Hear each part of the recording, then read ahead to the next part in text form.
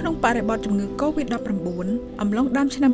2020បានធ្វើឲ្យប្រជាជននិងជនងាយរងគ្រោះជាច្រើនប្រឈមមុខនឹងភាពខ្វះខាតក្នុងការទទួលបានព័ត៌មាននិងសេវាសុខភាពដែលប្រកបដោយគុណភាពដូច្នេះហើយទើបអង្គការរៈបានអនុវត្តគម្រោងឆ្លើយតបឬហៅថា Response ចាប់តាំងពីខែសីហាឆ្នាំ2021ដើម្បីផ្ដោតលើការងារសំខាន់ៗរួមមានពង្រឹងគុណភាពសេវាសុខភាពនៅគ្រឹះស្ថានសុខាភិបាលក៏ដូចជាការអប់រំនៅសហគមន៍អំពីសេវាសុខភាពផ្លូវភេទសុខភាពបន្តពូជនិងសិទ្ធិនិងអំពើហិង្សាផ្លូវភេទនិង Gender គម្រោងឆ្លើយតបបានអនុវត្តនៅទីតាំងសំខាន់ៗចំនួន4ស្រុកប្រតិបត្តិឈូកនិងកំពង់ត្រាចខេត្តកំពតនិងស្រុកប្រតិបត្តិសំពៅលូននិងថ្មគោលខេត្តបាត់ដំបង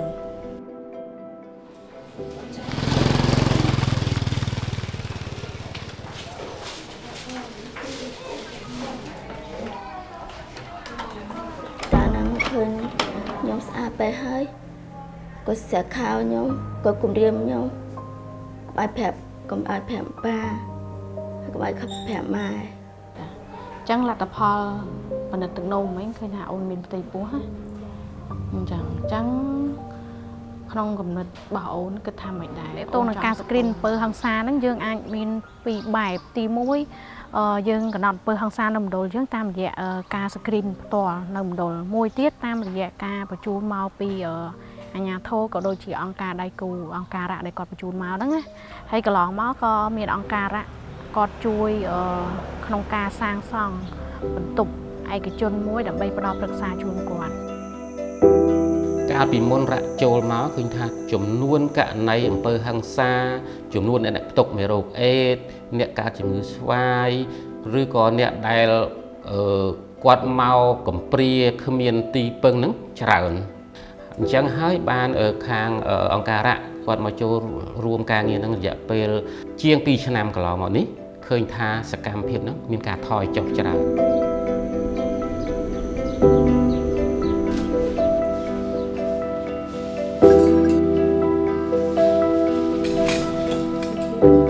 ពាក់ព័ន្ធជាមួយនឹងសេវារំលូតនិងសម្រាលហ្នឹងមណ្ឌលសុខភាពអង្គពីខ្ញុំគឺកើនអត់មានក្រម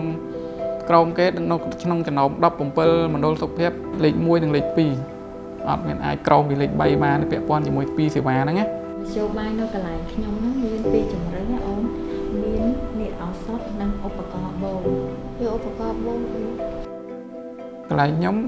មានគ្រប់សពពាក់ព័ន្ធជាមួយនឹងថ្នាំរំលូតនិងរំលូតដោយការបូមហើយសម្អាតឲ្យគាត់ស្អាតគាត់ទៅវិលត្រឡប់ទៅវិញគាត់ផ្សព្វផ្សាយបន្តទៀត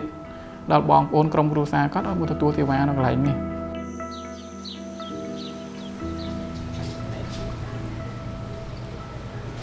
អូនមកអីអត់អីហ៎អូនេះអូនព្រៀនមើលជាក់ស្ដែងនៅមណ្ឌលសុខភាពខ្ញុំទៅតែទទួលសេវា Telemedicine នេះទៅតែក្នុងបរិបទ COVID នេះឯងចាមានន័យថានៅពេលដែលយើងផ្ដល់សេវា Telemedicine ឬក៏ជាបាលពីចម្ងាយសម្រាប់ជាមួយអតិថិជនហ្នឹងគឺផ្ដោតលើការយកចិត្តទុកដាក់របស់អ្នកផ្ដល់សេវានឹងអតិថិជនចាយើងមានកម្មវិធី Telemedicine យើងមិនបាច់ចាំឲ្យគាត់មកពិនិត្យដោយផ្ទាល់យើងអាចទេពីចម្ងាយទៅបានបងតការសម្រាប់ដល់កូនណាបងណាហើយបងមានបញ្ហាសុខភាពអីផ្សេងនេះបងអញ្ចឹងដែលអង្គការៈគាត់បានបំពេញអ្វីដែលជាតម្រូវការរបស់យើងច្រើនដែលជាចំណុចខ្លាំងយើងឃើញក្រោយពីគាត់បានធ្វើហ្នឹងគឺការសម្ងាត់របស់សហគមន៍ដែលតាក់ទងទៅនឹងការរំលូតតាក់ទងទៅនឹងសុខភាពផ្លូវភេទតាក់ទងទៅនឹងអំពើហិង្សាគាត់ហ៊ាននិយាយប្រាប់ទៅដល់បុគ្គលិកមណ្ឌលសុខភាពជា key person ដែលយើងបានបន្តបណ្ដាលសម្រាប់ការប្រែប្រួលចុងក្រោយនេះគឺលើកមុន OD មកគោលតាក់ទងនឹងសេវារំលូតសុវត្ថិភាព OD មាន8អង្គភាពទេដែលបានផ្ដល់សេវានឹងក៏ប៉ុន្តែបន្ទាប់ពីគម្រោង Response នឹងជួយខាងអង្គការៈបានគ្រប់គ្រងតាក់ទងនឹងការផ្ដល់ផ្ដាល់បុគ្គលិកព្រោះបើសិនជាអត់មានគម្រោងនឹងមកកុំព្យូទ័រ desktop ទាំង7 10គ្រឿងអត់មានទេ laptop ដែលជួយនេះអត់មានទេហើយវគ្គផ្ដោះផ្ដាល់ទៅលើមន្ត្រីឈ្មោះរបស់ខ្ញុំតែក្រៅពី8មណ្ឌលភាពហ្នឹងប្រហែលជាមិនមានទេនៅសហគមន៍គម្រោង Response ពង្រឹងសេវាការគ្រប់គ្រងដោយខ្លួនឯងលើការប្រើប្រាស់ឱសថរំលូតការផ្ដល់ប្រឹក្សាដល់ជនរងគ្រោះដល់អំពើហិង្សាផ្លូវភេទនិង Gender ជនមានពិការភាពនិងអប់រំសុខភាពផ្លូវភេទសុខភាពបន្តពូជនិងសិទ្ធិដល់ស្ត្រីក្នុងវ័យបន្តពូជជនអន្តោប្រវេសន៍ចំណូលស្រុកប្រជាជនមានប្រាក់ចំណូលទាបក៏ដូចជាយុវវ័យក្នុងនិងក្រៅសាលាផងដែរ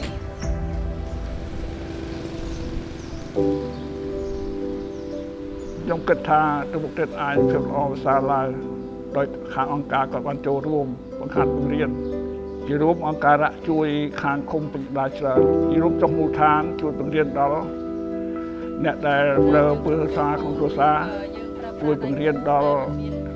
អ្នកបង្រួតកូនអ្នកជាកំណើតជាពិសេសគឺគាត់ពើជាប្រចាំក្នុងឃុំពេញដាទាំងមូលរ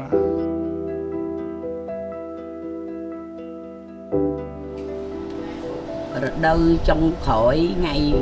ម៉ានរដូវថ្ងៃចុងក្រោយហ្នឹងថ្ងៃខែថ្ងៃ1ខែ10គាត់សាកសួរខ្ញុំអស់ចិត្តហើយគាត់ក៏ខលទៅអង្គការឲ្យខ្ញុំបានជួបជាមួយនឹងខាងអង្គការម្ដងទៀតចាអាឡូជំរាបសួរចាអង្គការជំរាបសួរចាចេះមានបញ្ហាអីដែរចាតើតើទៅនឹងសេវារំលោភណាចានៅក្នុងសហគមន៍របស់ខ្ញុំពីមុនមកគឺគាត់អត់ហ៊ានទទួលការផ្សព្វផ្សាយទេដោយសារគាត់គិតថាជាអសរោះឬមួយក៏ការរំលូតស្ត្រីម្នាក់ណាដែលគាត់រំលូតកូនទៅគាត់គិតអវិជ្ជមានថារអើងស្ត្រីម្នាក់នឹងមិនហ៊ានទៅសួរនាំអីទេតែដល់ពេលនាងខ្ញុំបានផ្សព្វផ្សាយទៅគឺគាត់បានទទួលយល់ចំណេះដឹងនឹងបានច្រើនហើយអញ្ចឹងណាហើយយើងនៅមួយគ្នាមាន baby មានកូននៅក្នុងយើងគិតថាយើងមានតំណាក់តំណងមួយដៃគូស្នេហាយើងអញ្ចឹងណាពេលខ្លះក្រុមធំយើងគ្រាន់តែលើកមេរៀនលើកប្រធានបទមកគាត់យល់បានដោយខ្លួនឯងហើយប៉ុន្តែសម្រាប់អ្នកជនពិការគាត់ពិបាកក្នុងការស្វែងយល់អញ្ចឹងមុខមួយទល់មួយអញ្ចឹងមិនបីយើងបញ្យល់ឲ្យគាត់អស់សេចក្តីហើយយើងមានកាយវិការមានអីមានរូបភាពបង្ហាញឲ្យគាត់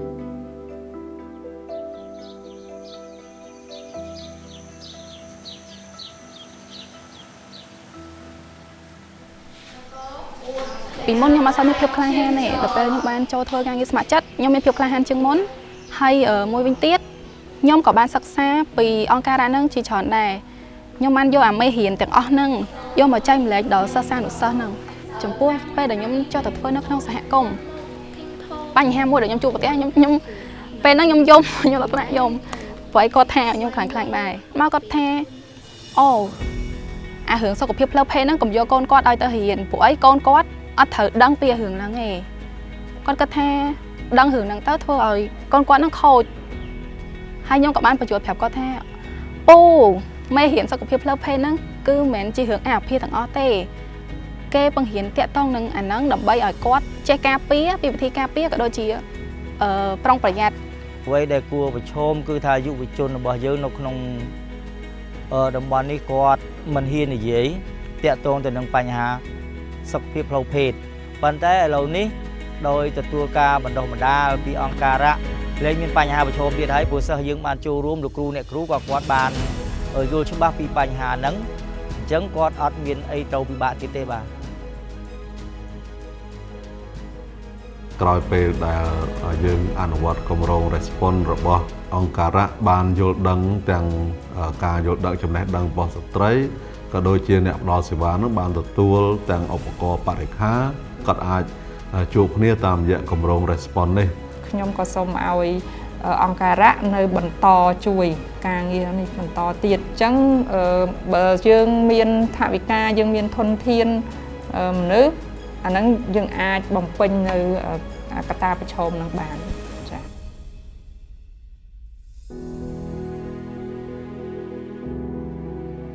ជាង2ឆ្នាំមកនេះ